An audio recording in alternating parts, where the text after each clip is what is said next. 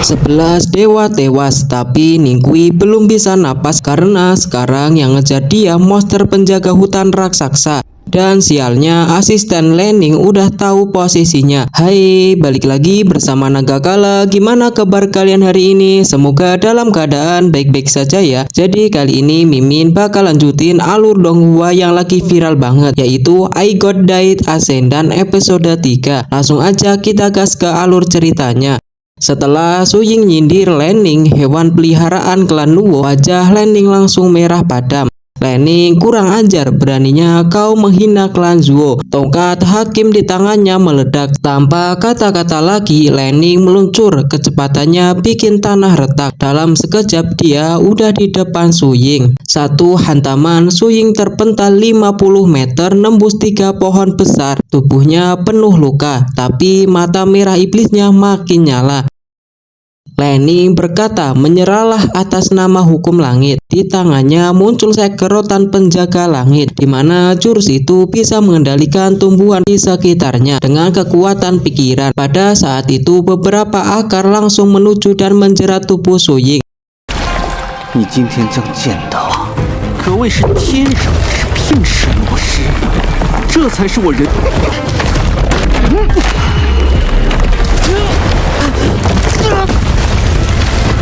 Di sini Lening tetap menampakkan kesombongannya sambil berkata dasar manusia rendahan. Seharusnya dia merasa bersyukur karena hari ini dia akan melihat langsung ilmu Nuwo sejati yang tidak pernah dilihat seumur hidupnya. Perlu diketahui bahwasanya kemampuan Lening berasal dari akar tumbuhan. Jadi dia lebih unggul pertarungan jarak jauh. Untuk jarak dekat seharusnya ia pun akan merasa kesulitan untuk bertarung secara langsung. Di sini Su Ying kewalahan menghadapinya karena setiap akar pohon yang dihancurkan tetap berdatangan menjeratnya.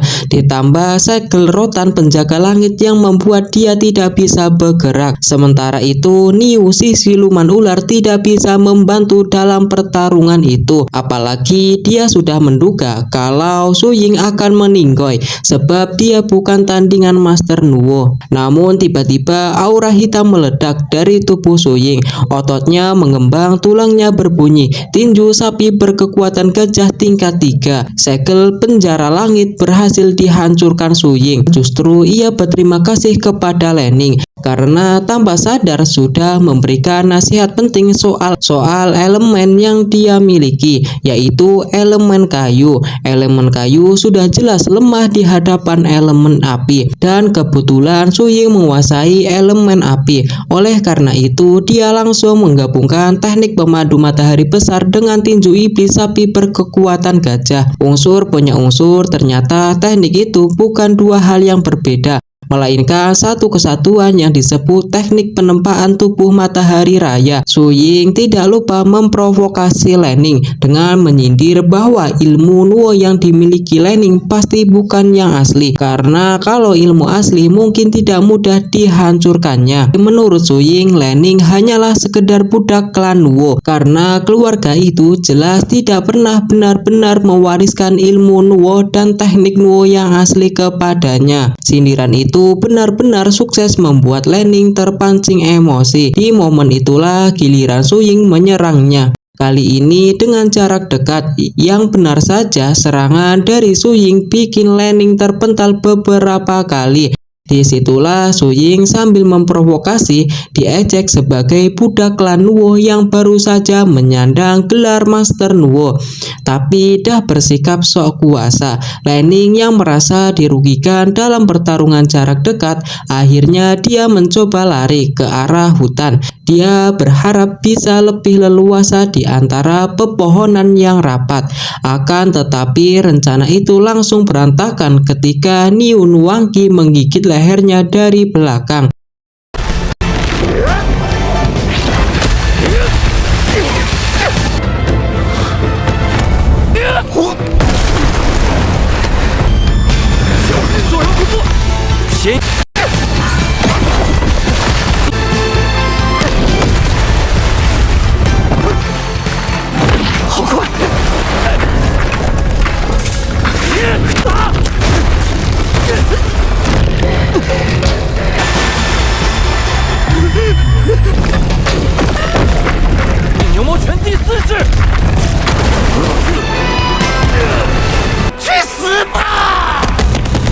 Melihat kesempatan itu, Su Ying tidak menyia-nyiakannya. Dia menggunakan jurus tinju sapi berkekuatan gajah tingkat 5 menghantam kepala Lan Ning dan sebagian topengnya pecah berkeping-keping. Sayangnya saat Su Ying ingin memberikan pukulan penutup ke Lan Ning, dia berhasil melarikan diri terlebih dahulu menggunakan jurus elemen kayu tingkat 3, di mana jurus itu bisa melarikan diri saat terdesak saja.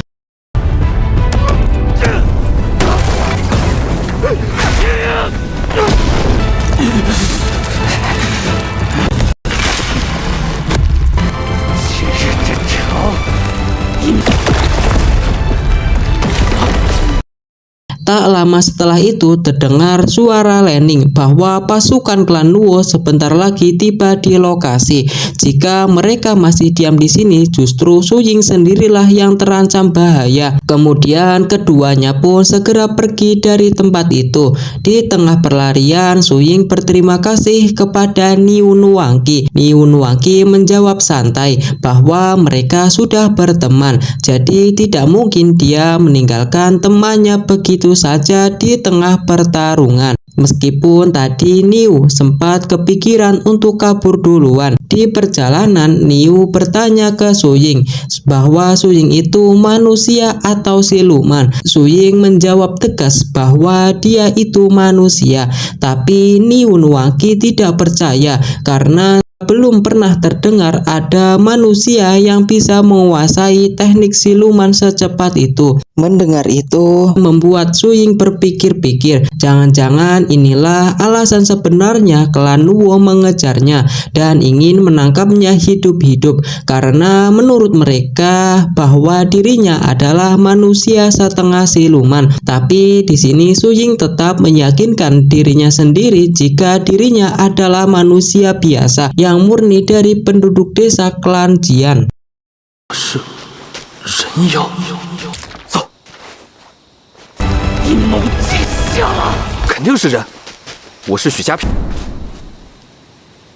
Kembali ke Lan Ning yang sudah luka parah akibat gigitan dari Niu. Untungnya di tengah sekaratnya itu dia ditemukan oleh kepala sipir setempat. Saat diperiksa oleh salah satu anggotanya, kondisinya sudah sangat mengkhawatirkan. Bahkan andai dia diselamatkan sekalipun, ada spekulasi kalau dia tidak akan bisa lagi berkultivasi. Beberapa anggota lain malah menggunjing, menyayangkan bagaimana Master Nuo terkenal klan Luo babak belur dihajar oleh bocah bernama Su Ying. Ini sangatlah memalukan, apalagi dia menyandang gelar Master Nuo. Lalu kepala sipir Wei Chu langsung menegur mereka supaya tidak asal bicara. Hanya dengan 2 sentuhan saja dia berhasil menyelamatkan nyawa Lan Ning. Lan Ning berterima kasih banyak kepada Wei Chu. Wei Chu sendiri penasaran bagaimana ceritanya. Bagaimana dia bisa terluka separah ini? Lan Ning pun menjelaskan jika saat dia lagi bertarung sama Su Ying, tiba-tiba ada ular yang menggigit lehernya dari belakang, dan ditambah serangan Su Ying yaitu menggunakan teknik aneh yaitu teknik berkultivasi siluman yang membuat dia tak berdaya olehnya. Wei Chu pun menepuk pundaknya sambil menyuruh Lan Ning fokus memulihkan diri dulu, sementara urusan menangkap Su Ying sekarang diserahkan kepadanya. Setelah Wei Chu pergi, kita kembali ke Lan Ning yang baru menyadari bahwa ada sesuatu yang hilang dari tubuhnya, yaitu sebuah buku teknik bela diri yang kini sudah berpindah tangan kepada Su Ying. 自当出手相战， 不如让他等死，才。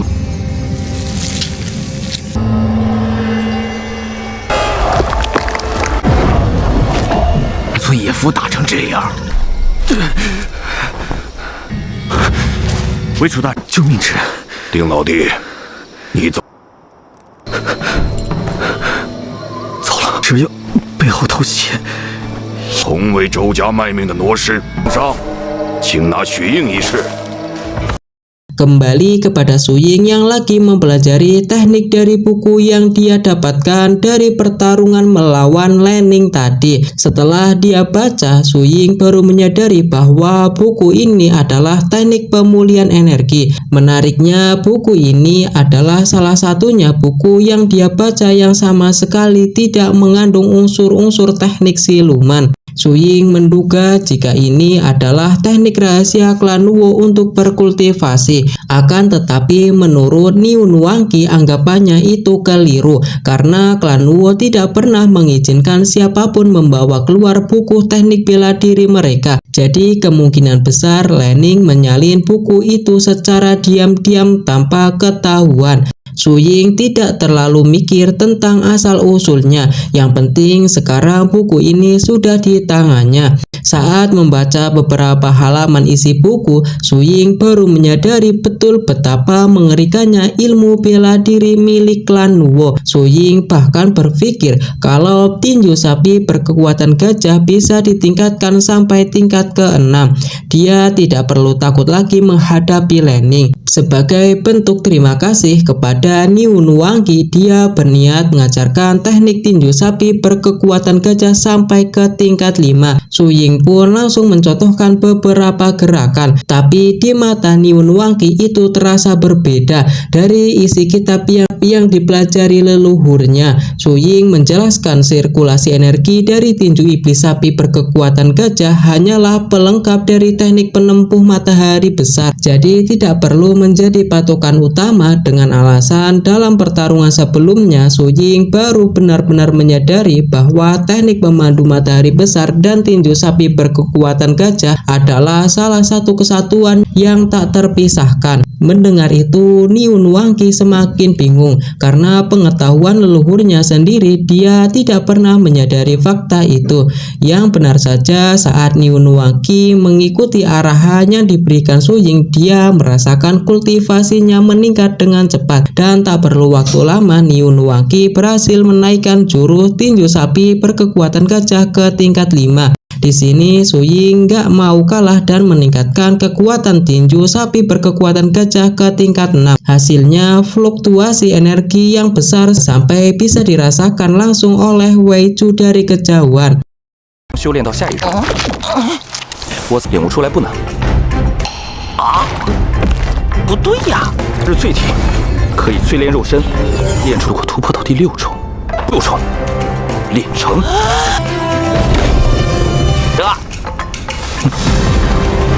这是大日淬体，可以淬炼肉身。哼，我试一试。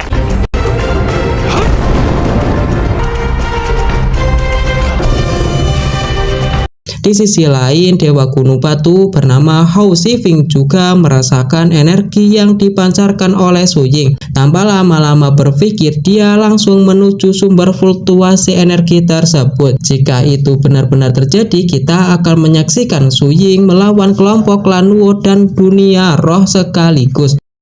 Kembali ke Niu Nuangqi, dia sungguh sangat bahagia karena kultivasinya berhasil meningkat pesat, bahkan sekarang sudah mencapai tinju iblis sapi berkekuatan gajah tingkat 5.